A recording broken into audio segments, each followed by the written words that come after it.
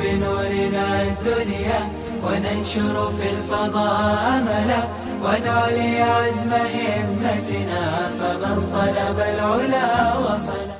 بنا وحبيب رب العالمين محمد وعلى آله وأصحابه ومن هدى بهديه إلى يوم الدين. ابواب الدعوات کے تحت امام ترمذی ان روایات کو بیان کر رہے ہیں جن روایات میں ذکر اور دعا کی فضیلت کو بیان کیا گیا ہے. وبه قال حدثنا محمد بن بشار قال حدثنا مرحوم بن عبد العزيز العطار قال حدثنا أبو نعامة عن أبي عثمان عن أبي سعيد الخدري رضي الله عنه وعنهم أجمعين قال خرج معاوية إلى المسجد فقال ما يجلسكم؟ قالوا جلسنا نذكر الله.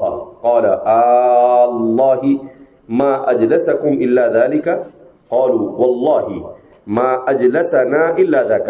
قال أما إني لم أستحلفكم تهمة لكم وما كان أحد بمنزلتي من رسول الله صلى الله عليه وسلم أقل حديثا عنه مني. إن رسول الله صلى الله عليه وسلم خرج على حلقة من أصحابه فقال ما يجلسكم؟ قالوا جلسنا نذكر الله ونحمده لما هدانا للإسلام ومن علينا به. فقال الله ما أجلسكم إلا ذلك. قالوا الله ما أجلسنا إلا ذاك. قال أما إني لم أستحلفكم لتهمة لكم إنه أتاني جبريل وأخبرني أن الله يباهي بكم الملائكة. هذا حديث حسن غريب لا نعرفه إلا من هذا الوجه. وأبو نعامة السعدي اسمه عمرو بن عيسى وأبو عثمان النهدي اسمه عبد الرحمن بن مل. تو اس باب کی یہ دوسری روایت ہے جس کو امام ترمذی اپنے شیخ محمد ابن بشار سے روایت کرتے ہیں اور وہ مرحوم ابن عبد العزیز العطار سے. عام طور پر جو لوگ عطر کی خرید و فروخت کا کاروبار کرتے تھے ایسے لوگوں کو عطار سے یاد کیا جاتا تھا. بعض مرتبہ جو لوگ بہت زیادہ خوشبو کا استعمال کرتے تھے ان لوگوں کو بھی عطار کہہ دیا جاتا تھا. قال حدثنا ابو نعامة عن ابي عثمان عن ابي سعيد الخدري رضي الله عنه وعنهم اجمعين قال خرج معاوية الى المسجد. کہ حضرت معاویہ رضی اللہ تعالیٰ عنہ مسجد کی طرف نکلے. فقال ما يجلسكم؟ تو آپ نے دیکھا کہ کچھ لوگ مسجد کے اندر میں حلقہ بنا کر بیٹھے ہوئے ہیں.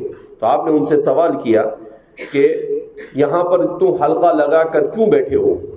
قالوا جلسنا نذکر اللہ. تو انہوں نے کہا کہ ہم بیٹھ کر اللہ کا ذکر کر رہے ہیں. قال تو حضرت امیر معاویہ نے کہا اللہ ما اجلسکم الا ذاک؟ کیا خدا پاک کی قسم آپ صرف اسی مقصد سے بیٹھے ہوئے ہیں؟ یعنی یہاں پر بیٹھنے کا اس کے علاوہ اور کوئی مقصد نہیں ہے تمہارا؟ قالوا والله ما اجلسنا الا ذلك. تو انہوں نے کہا کہ خدا پاک کی قسم ہم صرف اس مقصد کے علاوہ اور کسی مقصد سے یہاں پر نہیں بیٹھے ہیں. قال اما انی لم استحلفکم تہمة لکم. کہ میں تم سے اس پر حلف نہیں لیتا ہوں. استحلاف کے معنی قسم لینا، کہ کہیں ایسا نہ ہو کہ میں تم پر تہمت لگا رہا ہوں. یہ ایک اسلوب تھا اس زمانے کا کہ جب کسی بات کو بہت تاکید کے ساتھ کہنا ہو تو تاکید کے ساتھ کہنے کے لیے اس طرح کی تعبیر استعمال کرتے تھے، جس کو ہم یہی کہہ سکتے ہیں کہ میں تم سے حلفیہ بیان لینا نہیں چاہتا کہ کہیں یہ تہمت نہ بن جائے. اس لیے کہ آدمی سامنے والے سے قسم کب لیتا ہے؟ جب اسے سامنے والے کی بات پر یقین نہیں ہوتا. تو اس لیے فرماتے ہیں کہ بس تم نے کہہ دیا میں نے مان لیا، اب میں اس پر تم سے قسم کا مطالبہ نہیں کرتا.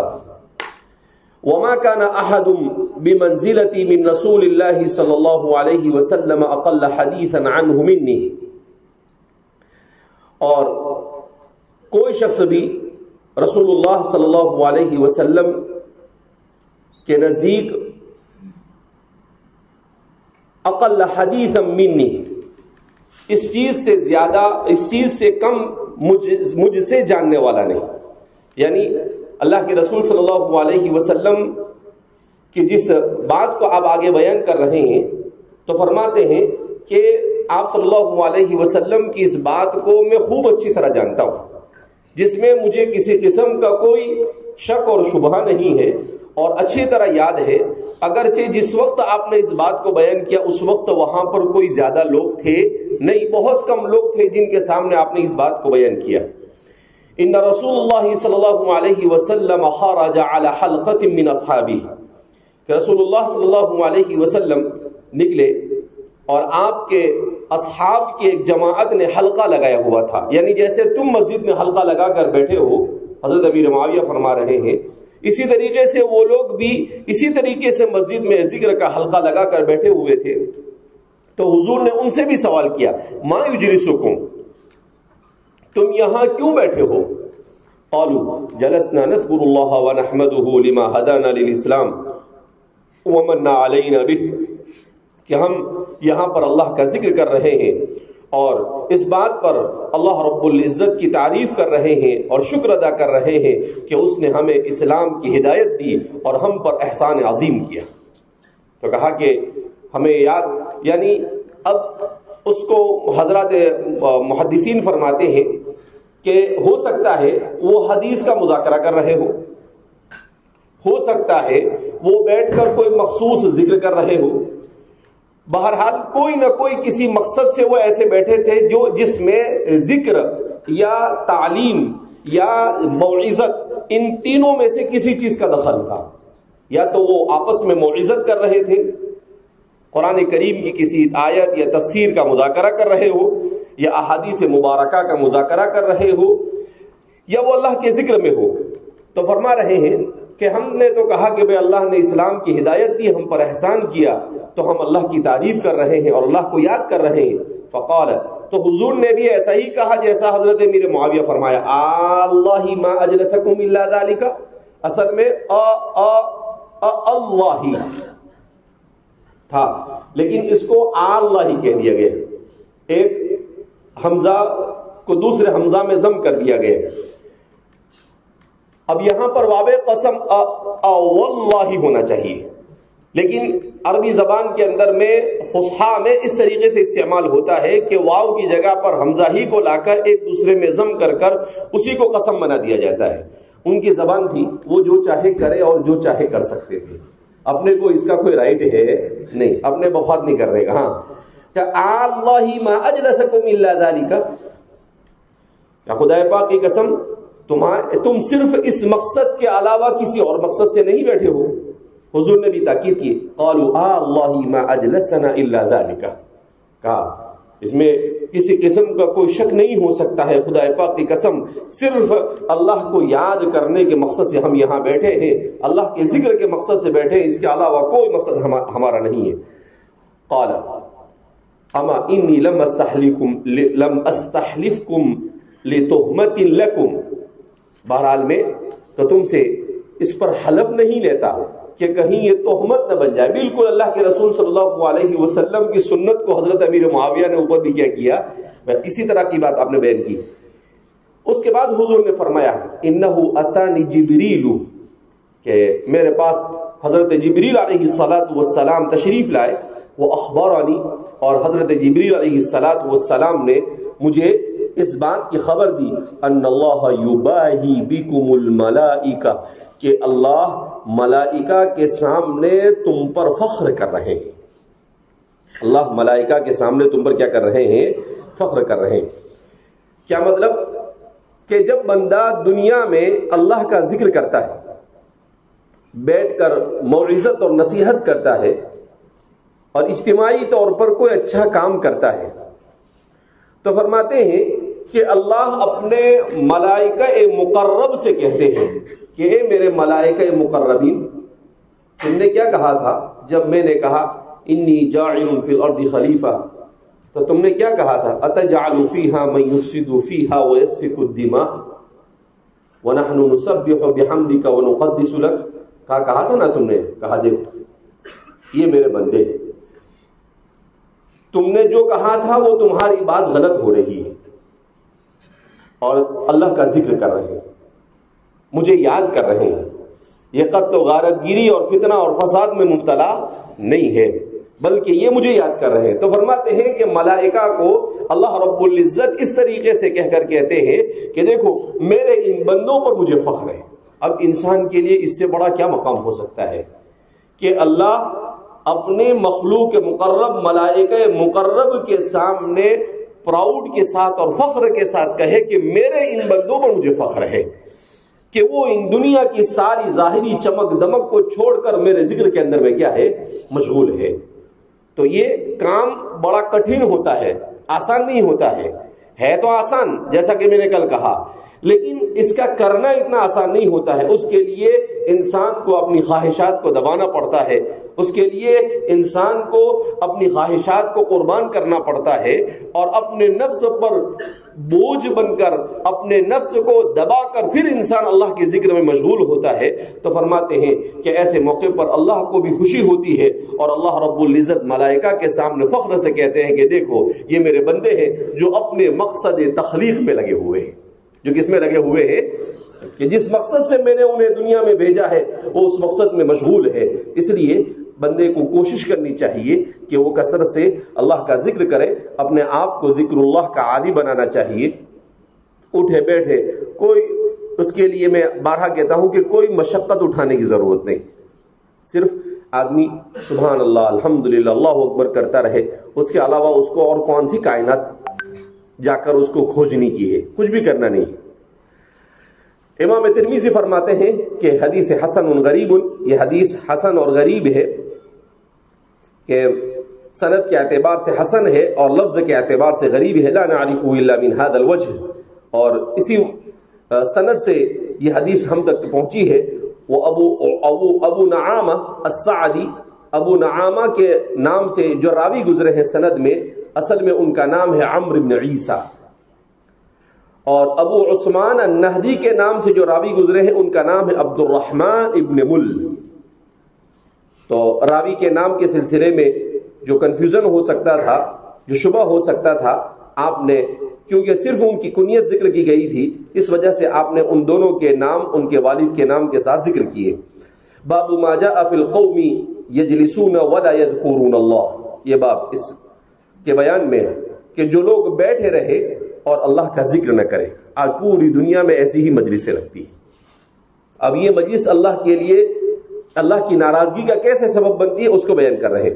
وبه قال حدثنا محمد بن بشار قال حدثنا عبد الرحمن بن مهدي قال حدثنا سفيان عن صالح مولى التوأمة عن أبي هريرة رضي الله عنه وعنهم أجمعين عن النبي صلى الله عليه وسلم قال ما جلس قوم مجلسا لم يذكروا الله فيه ولم يصلوا على نبيهم إلا كان عليهم تيرة، اور تيرة دونوں طرح سے پڑھا جاتا ہے، فإن شاء عذبهم وإن شاء غفر لهم۔ هذا حديث حسن وقد روي عن أبي هريرة رضي الله عنه عن النبي صلى الله عليه وسلم من وجه غيره۔ آپ محمد بن بشار سے اور عبد الرحمن بن مہدی سے اور سفیان بن صالح سے جو مولى التوأمہ سے مشہور تھے، اور وہ راویت الاسلام سیدنا و سید هذه الامہ حضرت ابو ہریرہ رضی اللہ تعالیٰ عنہ سے روایت کرتے ہیں نبی کریم صلی اللہ علیہ وسلم کے حوالے سے، قال ما جلس قوم مجلسا، کہ جو لوگ بھی مجلس لگا کر بیٹھے اور نہ اللہ کا ذکر کرے اور نہ اپنے نبی پر درود بھیجے، الا كان عليهم تيرة، مگر یہ کہ وہ مجلس ان کے لیے باعث وبال ہے۔ تیرتن کے معنی کیا ہے؟ باعث وبال، یعنی معصیت اور اللہ کے عذاب کو دعوت دینے والی۔ فَإِن شَاءَ عَذَّبَهُمْ، اگر اللہ چاہے تو اسی وقت ان لوگوں کے اوپر اب اللہ عذاب نازل کر دے۔ وَإِن شَاءَ غَفَرَ لَهُمْ، اور اگر اللہ چاہے تو انہیں بخش دے، اللہ انہیں معاف کر دے۔ تو فرماتے ہیں کہ کسی بھی مجلس میں آدمی بیٹھے، اس مجلس میں کم از کم ایک مرتبہ درود پڑھے، اور کچھ نہ ہو تاخیر میں اختتام مجلس کی دعا پڑھیں. تو یہ جامع دعا ہے. یہ کیسی دعا ہے؟ اللہ کی تحمید، اللہ کی تعریف اور مغفرت، ساری چیزیں اس میں کیا ہو جاتی ہے، آ جاتی ہے. تو فرماتے ہیں کہ آدمی کیسی ہی مجلس میں بیٹھا ہو، چاہے اپنا دنیاوی کام اور دنیاوی غرض اور مقصد ہی سے کیوں نہ بیٹھا ہو، مگر مجلس کے اخیر میں کم از کم اس دعا کو پڑھ لیتا ہے تو یہ کفارہ مجلس بن جاتا ہے. کیا بن جاتا ہے؟ یہ کفارہ مجلس. تو آدمی کو اس کی عادت بنانے کی کوشش کرنی چاہیے. اللہ کے رسول صلی اللہ علیہ وسلم پر درود پڑھنا ہے کہ آدمی کو اپنے آپ کو عادی بنانا چاہیے. کل رات میں ہی میں سفر کے دوران ایک کتاب کا مطالعہ کر رہا تھا، تو اس میں ایک بزرگ کا پڑھا، میں ان کا نام ذہن سے نکل گیا، کہ وہ درود کا کثرت سے اہتمام کرتے، بہت درود پڑھتے تھے. تو کسی نے ان سے کہا کہ بھئی اتنا درود پڑھتے ہو آپ؟ تو کہا کہ یہ درود ہی مجھے جنت میں لے جائے گا. اس کے بعد ان کا انتقال ہو گیا. تو انتقال کے بعد ان کے شاگردوں میں سے کسی نے خواب میں دیکھا تو پوچھا کہ حضرت کیا گزری؟ تو کہا کہ اللہ نے کہا تو نے میرے نبی پر اتنا درود بھیجا ہے، اب میں تجھے کیا عذاب دوں، جا جنت میں چلا گیا. تو کہا کہ یہ درود ہی مجھے کہاں لے گیا؟ جنت میں لگا. کہا جیسا میں دنیا میں کہا کرتا تھا ویسے ہی ہوا. انا عند ظن عبدی بی فلیظن العبد بی ما شاء. تو اس لیے درود کثرت سے پڑھنا چاہیے. اس لیے حضرت شیخ زکریا رحمۃ اللہ علیہ فرماتے ہیں کہ درود ایسی عبادت ہے جو ریاکاری کے ساتھ بھی قبول ہوتی ہے. درود ایسی عبادت ہے جو ریاکاری کے ساتھ ایسے ہی دل سے پڑھے، دل سے نہ پڑھے، صرف زبان سے پڑھے تو بھی قبول ہوتی ہے. کیوں کہ درود یہ اللہ کو آپ تحفہ بھیجتے ہیں کہ اللہ یہ میرا تحفہ ہے اور یہ تحفہ آپ کہاں پر پہنچا دیجیے؟ اللہ کے رسول تک پہنچا دیجیے. اور اللہ کے رسول اللہ کے حبیب ہے، تو آخر اللہ کیسے یہ کہہ سکتا ہے کہ چل نہیں میں تحفہ نہیں پہنچاؤں گا؟ کہ وہ پہنچنے ہی والا ہے. تو آپ دل سے پڑھو چاہے دل سے نہ پڑھو، آپ اخلاص سے پڑھو چاہے اخلاص سے نہ پڑھو. کہا یہ ایک منفرد ایسی عبادت ہے جو بغیر اخلاص کے اور ریا کے ساتھ بھی کیا ہو جاتی ہے؟ قبول ہو جاتی ہے. تو آپ صلی اللہ علیہ وسلم نے اس حدیث میں بیان کیا کہ مسلمانوں کو اپنے آپ کو اس بات کا عادی بنانا چاہیے کہ اپنی مجلسوں میں اللہ کا ذکر کرنا چاہیے. اپنی مجلسوں میں صرف دنیا کی باتوں کے اوپر اس کا اختتام نہیں کرنا چاہیے. باب ما جاء ان دعوت المسلم مستجابۃ. یہ باب اس بات کے بیان میں کہ مسلمان کی ہر دعا قبول ہوتی ہے. وبه قال حدثنا قتيبة قال حدثنا ابن لهيعة عن ابي الزبير عن جابر رضي الله عنه وعنهم اجمعين قال سمعت رسول الله صلى الله عليه وسلم يقول ما من احد يدعو بدعاء الا آتاه الله ما سأله او كف عنه من السوء مثله ما لم يدعو بإثم او قطيعة رحم. وفي الباب عن ابي سعيد وعبادة بن الصامت رضي الله عنهما.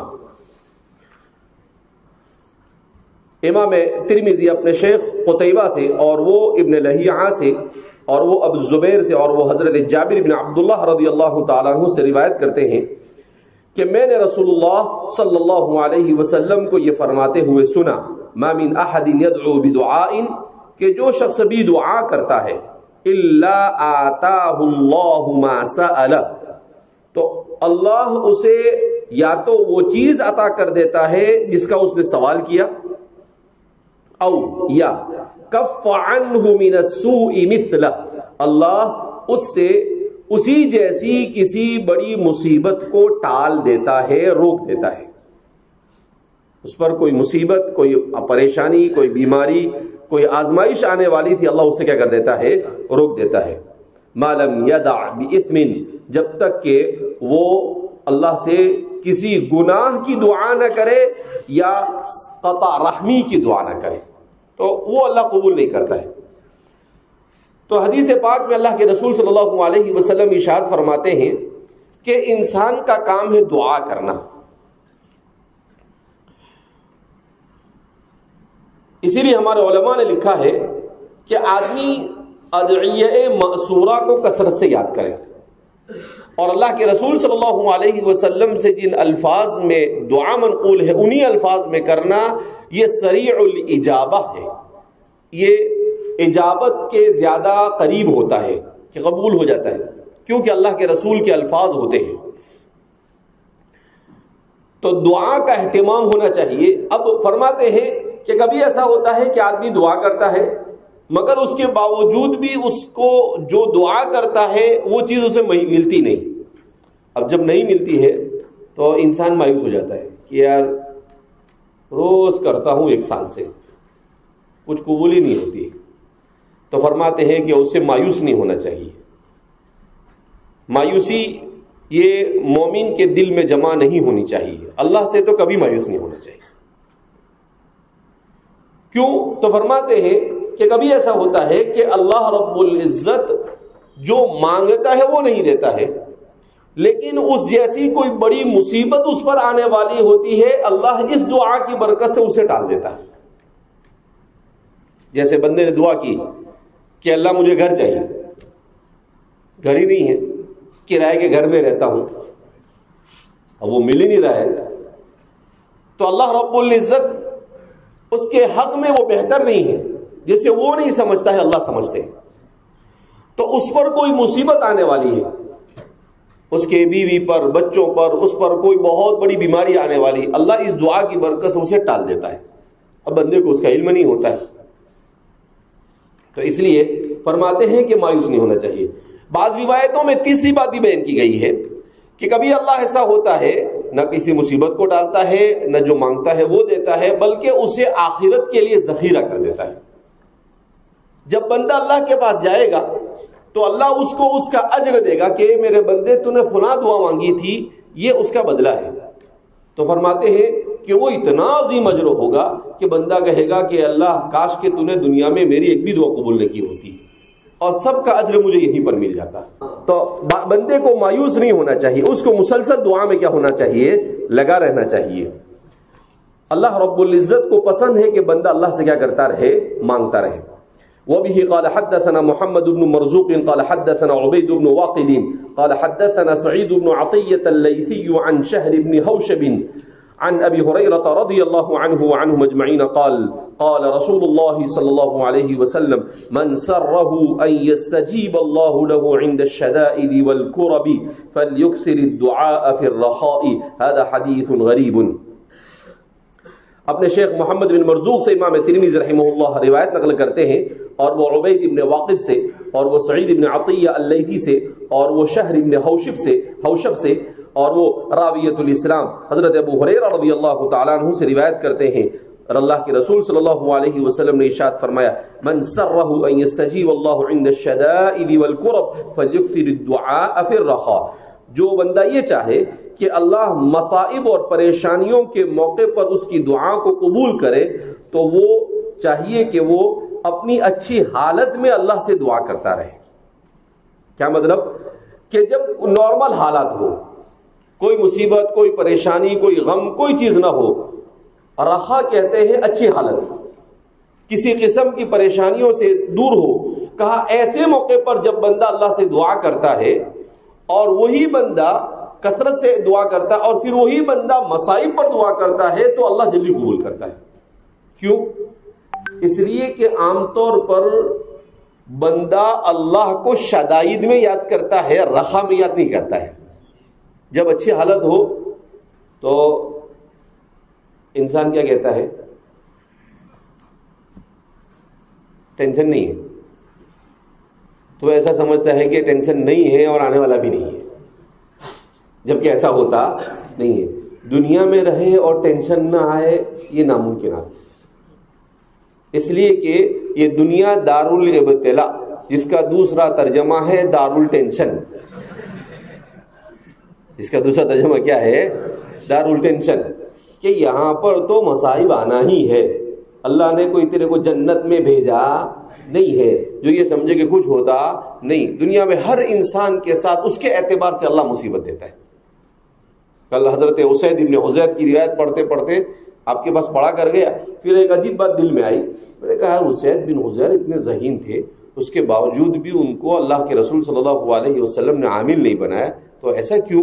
تو پھر دل میں آیا کہ اللہ رب العزت انسان کو صلاحیت دیتا ہے اور صلاحیت دینے کے بعد اسے آزماتا ہے کہ جیسی صلاحیت دی ویسا اس کو منصب نہیں ملتا ہے تو وہ اس پر صبر اور شکر کرتا ہے یا نہیں. تو یہ بھی اللہ کی طرف سے امتحان ہے. تو یہ ہوتا ہے کہ اللہ کبھی کبھی ایسا ہوتا ہے کہ آدمی کے اندر میں صلاحیت ہے کہ وہ حدیث کی کتاب پڑھا سکتا ہے، وہ نحو کی کتاب پڑھا سکتا ہے، صرف کی کتاب پڑھا سکتا ہے، مگر موقع نہیں ملتا، اور اس کو جا کر پڑھانا پڑتا ہے احسن القواعد، اس کو جا کر پڑھانا پڑتا ہے ناظرہ قرآن. تو بندے کو مایوس نہیں ہونا چاہیے، کہا کہ اللہ نے کم سے کم لگایا تو دین کے کام میں. یہ اللہ کی طرف سے امتحان ہے کہ آپ کو دیکھو، اللہ رب العزت کبھی نعمت دے کر اس نعمت کے برابر کام نہ لے کر امتحان لیتا ہے، اور کبھی اللہ نعمت کو چھین کر اللہ انسان کا امتحان لیتا ہے. تو انسان کو ہر قسم کے حالات کے لیے تیار رہنا چاہیے. حکیم الامت مجدد ملت حضرت تھانوی رحمۃ اللہ علیہ یہ فرماتے ہیں کہ آدمی دین کا کام کر رہا ہے، اس کا دل اس میں نہیں لگ رہا ہے، مگر وہ اس کے سر پر آ پڑا ہے، اس کا کام دوسرے کسی میں لگتا ہے، دل اس کا کسی اور میں لگتا ہے. تو کہا کہ ایسے موقع پر جس میں دل نہیں لگتا ہے اس کام کو کرنا چاہیے جب اس کے سر پر آ پڑا ہے، تو اللہ اس پر اس کو ڈبل اجر دے گا. حضرت تھانوی حکیم الامت تھے، بڑی پیاری بات کی حضرت نے. کیوں ڈبل اجر؟ اس لیے کہ ایک تو دین کا کام کر رہا ہے، اس کا اجر، دوسرا دل نہیں لگ رہا ہے مگر اللہ نے اس میں ڈالا ہے تو اس پر رضامندی پر اجر. تو کہا اس کو اللہ ڈبل اجر دیتا ہے کہ چلو دل نہیں لگ رہا ہے لیکن میں نے اس میں اس کو لگایا ہے تو وہ کر رہا ہے. جیسے ہمارے جیسا آدمی، ہمارا شوق پڑھانے کا ہے لیکن ہم کو ڈال دیا انتظامیہ میں. اب ظاہر سی بات ہے کہ اٹکا رہتا ہے کہ بھائی 4-5 گھنٹے پڑھا ہوئے تو ذرا مزہ بھی آئے کیونکہ ایک شوق ہے. لیکن ابھی ادھر تو حضرت تھانوی کا یہ ملفوظ پڑھا، اس کے بعد پھر اطمینان ہوا کہ چلو ٹھیک ہے کوئی بات نہیں، اللہ نے مشغول تو رکھا ہے. تو یہ اللہ کا، تو اللہ عجیب عجیب انداز میں بندے کی کیا کرتا ہے، آزمائش کرتا ہے. تو بندے کو اسی لیے کہتے ہیں کہ اللہ کے ہر فیصلے پر راضی رہنا، یہی بندے کے اندر میں حقیقی معنی میں عبدیت ہے کہ اللہ کے ہر فیصلے سے راضی رہے، کہ اختیار وہ سعی مشکور کی کوشش کرے، اچھی سعی کرے، اس کے بعد اللہ جو فیصلہ کرے اللہ کے اس فیصلے پر کیا کرے، راضی رہے. تو اللہ رب العزت ہر طرح سے انسان کو آزماتا ہے، انسان کو ہر آزمائش پر اترنے کی کوشش کرنی چاہیے اور اللہ سے دعا بھی کرنی چاہیے کہ اللہ حسن ظن اور رضا بالقضاء کا ہم سب کو عادی بنائے.